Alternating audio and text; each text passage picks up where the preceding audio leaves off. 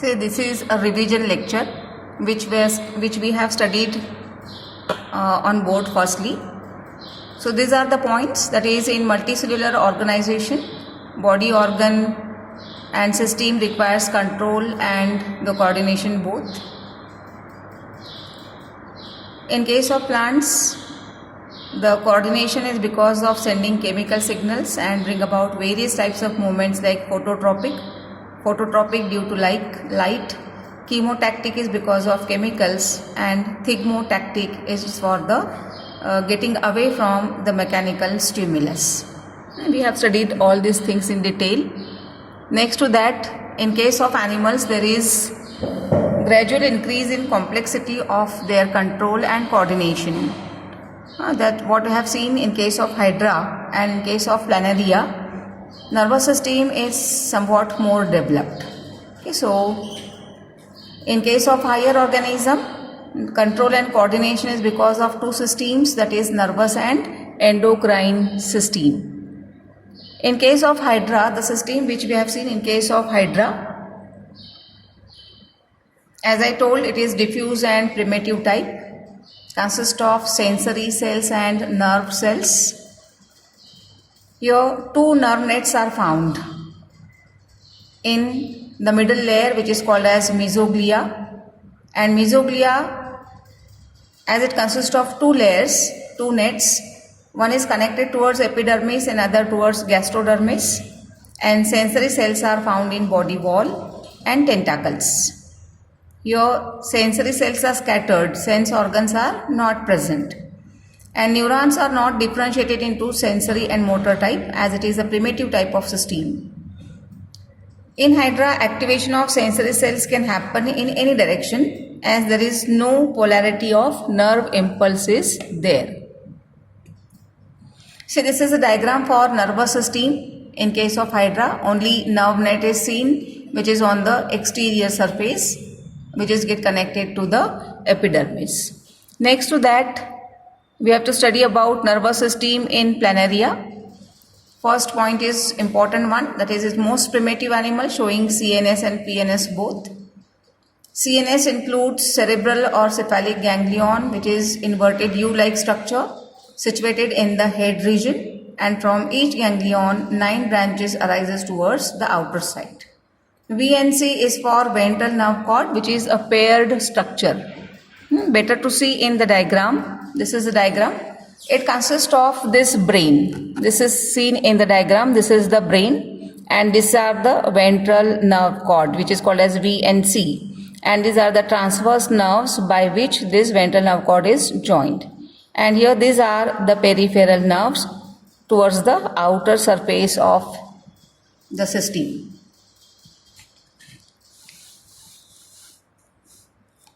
Okay, so this is all about nervous system in case of Planaria, having CNS and PNS both. After that, we are going to study about neural tissue. What is the meaning of neural tissue?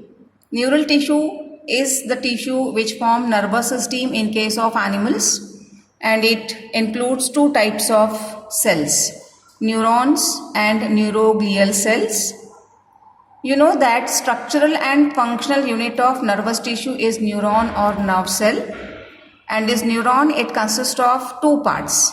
One is cyton and other one is nerve processes, which includes axon and dendron.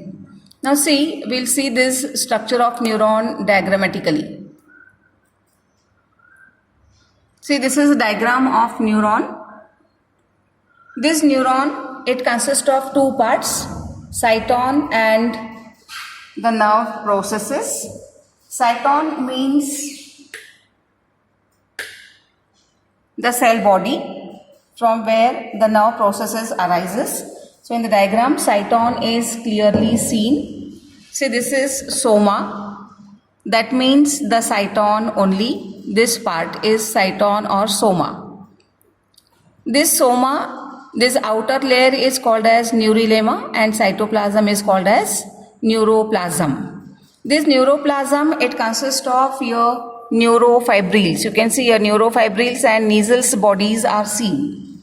Neurofibrils are for conduction of the impulses, and Niesel's bodies are concerned with secretion of neurotransmitter so that nerve impulse can travel from one cell to the other. Okay. So this is for the cell body. We have seen last year also. And from this cell bodies, this fine branches arises, which are branched and smaller one. These are called as dendrites. One of the large process arises, which is called as axon. Axon ends into the telodendrites. In this diagram here, it shows that this axon is covered with the myelin sheath. This bluish structure is seen, which is called as myelin sheath. If it is covered by myelin sheath, axon is called as myelinated, in which nerve impulse travel fast. And the axon which is not covered by myelinated fiber, myelin sheath, this is called as non-myelinated nerve fiber. Remember that conduction of impulse by medulated nerve is 50 times faster than non-medulated nerve fiber. So this is the structure of neuron, which we have studied last year also. Now see, here these two important terms are mentioned.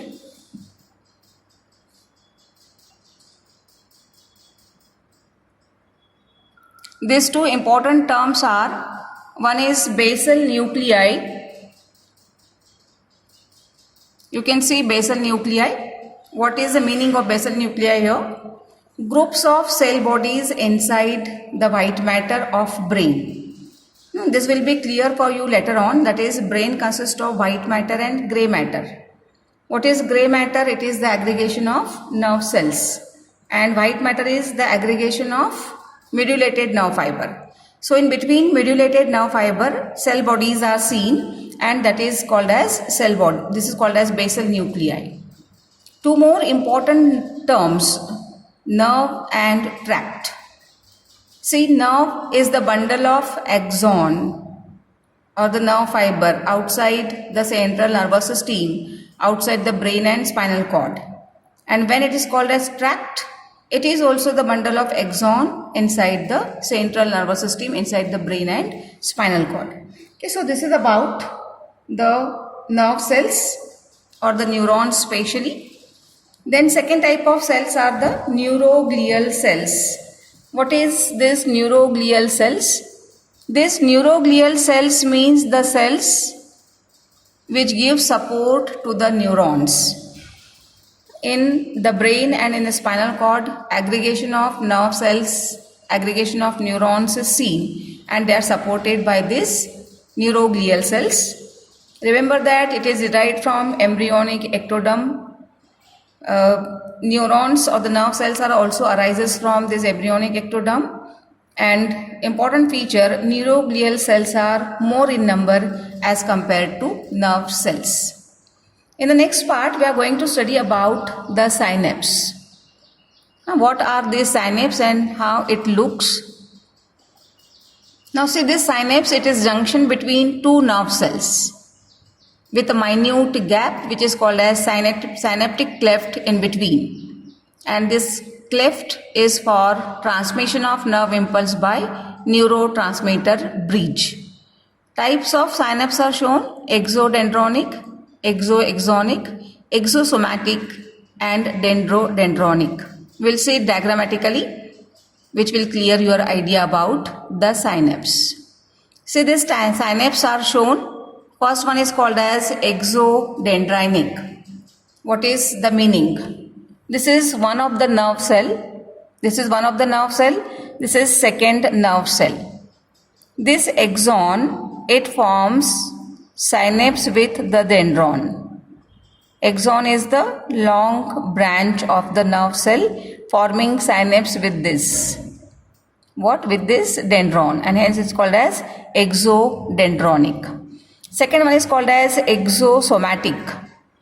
Here this is the axon for exo, forming synapse with the soma or the cell body, hence exosomatic. Third diagram shows exoaxonic. Here this axon, it forms connection with the axon itself, so it is exoaxonic. And last one is dendrodendritic. That means dendron, this dendron of one cell and dendron of other nerve cell forming synapse, which is called as dendrodendronic. So this is about the types of synapse. This synapse, what is the function of this synapse? To transfer the nerve impulse from one nerve cell to other nerve cell. That means what happens? This nerve impulse will be received by dendron of this cell. It will go into the cyton where the neurofibrils are present. From neurofibrils, it will be transferred to this axon of this nerve cell. From there, it will be transmitted to this gap here, gap present between two neurons. It is called as synapse. So it will be here released into the synapse with neurotransmitter. Then it will be received by this another dendron of another neuron nerve cell. So these synapses are for transmitting nerve impulse from one neuron to the other one. After this, we have to study about the nerve cell. That is, we have to study about synapse. Synapse in detail. What is the structure of synapse? So this is the diagram for synapse. This synapse, it shows that it consists of presynaptic membrane, postsynaptic membrane, and the gap present between these two is called as synaptic cleft. See in the diagram. It is here, it is shown as synapse here. This is the synapse. This is the presynaptic membrane. What is the meaning of presynaptic? Before synapse. And this is the postsynaptic, that is after the synapse. So what is seen in the diagram? This is presynaptic membrane, here this much. This is postsynaptic membrane, that means the second neuron and its membrane. And the gap which is seen in between, it is called as synaptic cleft. We'll see the first one, that is presynaptic neuron, not only the membrane. We are going to see this presynaptic neuron. This is the telodendrite of this presynaptic neuron. This telodendrites consist of, these are the vesicles. It consists of vesicles. And these vesicles are filled with what? It is filled with neurotransmitter. You can see here, these channels are seen here, which are called as receptors. Receptors for what? For binding with this neurotransmitter. When the impulse will travel, at that time, this neurotransmitter will be released from vesicles into the cleft, which binds with this receptor so that nerve impulse will travel in forward direction.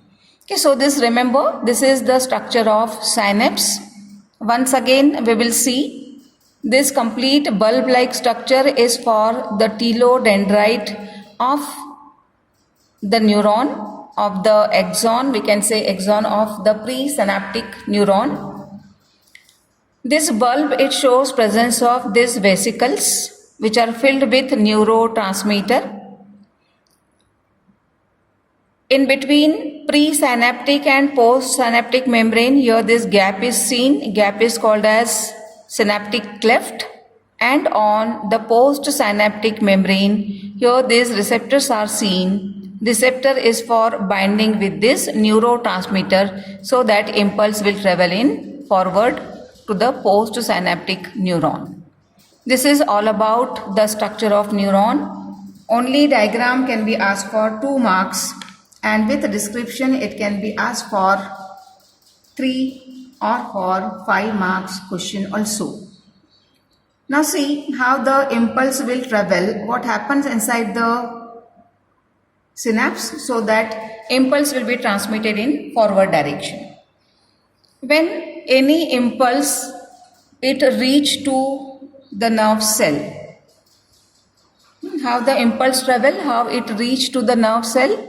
See in the diagram, in this diagram we have seen that whatever impulse is there, it will be first received by this dendron.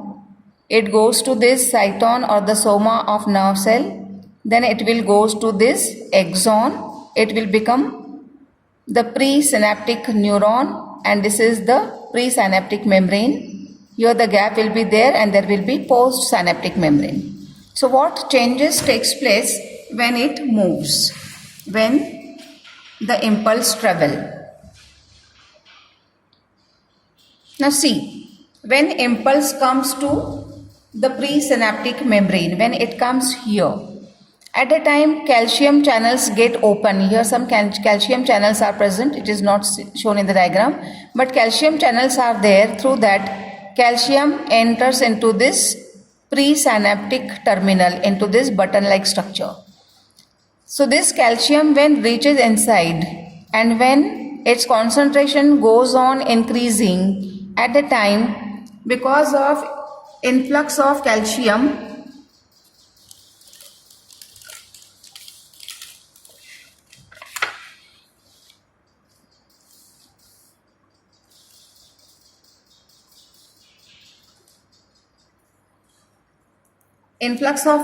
takes place from the extracellular fluid. With increase in calcium concentration inside the cell, some events takes place inside this presynaptic terminal, and this calcium ions get fused with the synaptic vesicles. So what happens? This presynaptic vesicles, these are the vesicles. They are get joined to the presynaptic membrane here, and as they are get joined to this presynaptic membrane, the neurotransmitter which was present inside was released by the process of exocytosis into this cleft. So this neurotransmitter is present now into this cleft here, will bind to this receptor of postsynaptic membrane and it will move in forward direction. So in this way, through the synapse, this impulse will travel in forward direction. So what we have studied in this lecture now? See, we will started with neural tissue.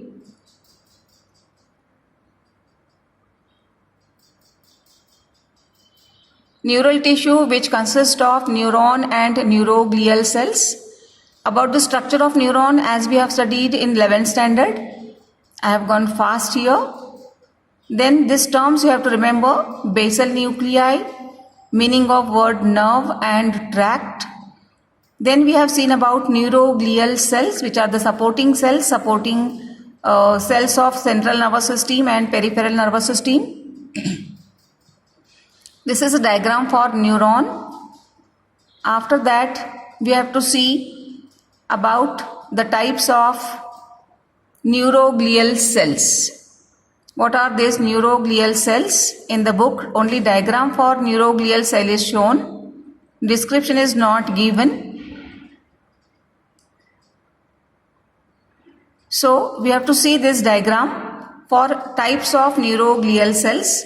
You can see ependymal cell. Second one is called as oligodendrocytes. Third one, satellite cells. Fourth, astrocytes. Fifth, microglia. And the sixth one is the Schwann cells. So all these cells are the types of neuroglial cells performing various functions. So in the neural tissue, what we have to see? Neurons. Neural tissue consists of neuron and neuroglial cells. Neurons are structural and functional unit of the nervous system. Structural and functional unit means what? Performing the function of carrying the impulses. And neuroglial cells are the simply supporting cells. Later on, we have seen about the types of synapse. Meaning of word synapse and types of synapse. These are the diagrams for types of synapse. Later on, we have studied about detailed structure of synapse and how the nerve impulse travel through this synapse. Questions regarding this will be given all together in the form of question bank. So this is about the synapse. We are going to study the next part in the next lecture.